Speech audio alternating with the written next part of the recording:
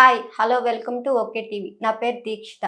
మన ముందు యాదగిరిగుట్ట నుంచి సుమతిదేవి అమ్మగారొచ్చారు. నమస్తే మేడం. నమస్తే దీక్షిత, ఎలా ఉన్నావమ్మా? బాగున్నాం మేడం. మీరెలా ఉన్నారు? Super fine. అమ్మ ఈ రోజుల్లో మనశ్శాంతి లేదని వయసుకు సంబంధం లేకుండా చాలా మంది ఇబ్బంది పడుతున్నారు.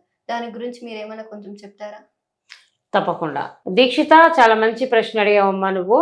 ఈ రోజుల్లో చాలామంది నాకు కూడా ఫోన్ చేస్తూ ఉన్నారు, అమ్మ మనశ్శాంతి లేదు, ఏం చెయ్యాలి అని. అలాంటి వాళ్ళ కోసం చిన్న రెమెడీ చెప్తాను. అయితే మాకు మా పూర్వీకులు చెప్పేవాళ్ళు చిన్నప్పుడు. అయితే వాళ్ళు ఏంటంటే, మనం పడుకుంటాం కదండి, పడుకున్నప్పుడు మనం రాగి బిందె నుండి ఎప్పుడు నీళ్లు పెట్టాలి.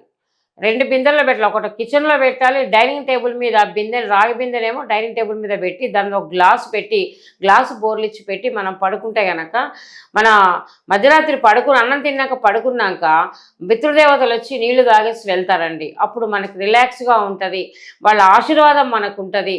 ప్రతి ఒక్కరు కూడా డబ్బుతో పని లేకుండా ఇలా చేసి చూడండి, ఫలితం మీకే తెలుస్తుంది.